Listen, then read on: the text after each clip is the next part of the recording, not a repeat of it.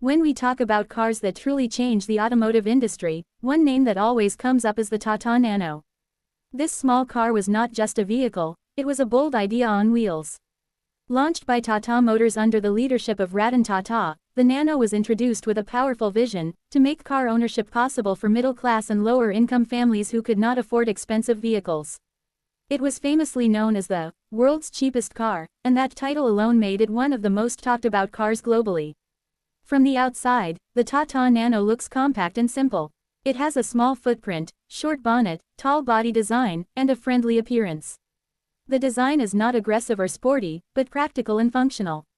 Its compact size makes it extremely easy to drive in crowded city streets, especially in countries like India and Pakistan where traffic can be tight and parking spaces limited.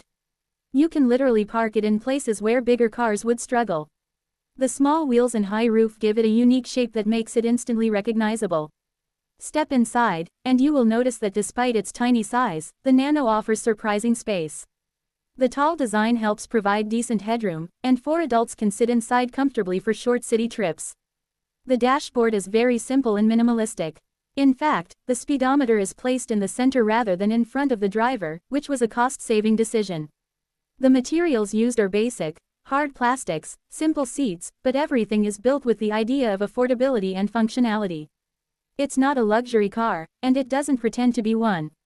Instead, it focuses on giving you the essentials. Now let's talk about the engine and performance. The Tata Nano comes with a small 624cc, 2-cylinder petrol engine placed at the rear. Yes, this car has a rear-mounted engine, which is quite interesting for such an affordable vehicle. The power output is modest, around 37 horsepower, but remember, this car is extremely lightweight. Because of that, it feels responsive enough for city driving. It is not built for high-speed highway racing, but for daily commuting, short distances, and urban traffic, it does the job quite well. The driving experience is simple and easy. The steering is light, which makes it comfortable for beginners and city drivers. The small turning radius allows you to take U-turns easily even on narrow roads. Suspension is soft enough to handle city bumps, although on rough roads you may feel some vibrations due to the car's lightweight structure. Braking is adequate for city speeds, but again, this is not a performance vehicle, it is designed for basic mobility. Fuel efficiency is one of the strongest points of the Tata Nano. Because of its small engine and lightweight body, it delivers impressive mileage. For budget-conscious families, this was a major advantage. Low fuel consumption combined with low maintenance cost made it very attractive for first-time buyers. Spare parts were affordable, and servicing was generally economical compared to many other cars. Safety and features, however, were limited in early models. To keep costs down, many advanced features were removed. No power steering in base variants, no airbags in initial versions, and minimal electronic features. Later models improved slightly, offering better interiors and additional features, but still, the focus remained on affordability rather than luxury or advanced safety technology. One of the most interesting aspects of the Tata Nano is the story behind it. Ratan Tata once saw a family of 4 riding on a motorcycle in the rain, and that image inspired him to create a safe and affordable alternative. That emotional vision made the Nano more than just a car, it became a social experiment in affordable mobility. It proved that innovation is not always about making something expensive and high-tech, sometimes it is about making something simple and accessible.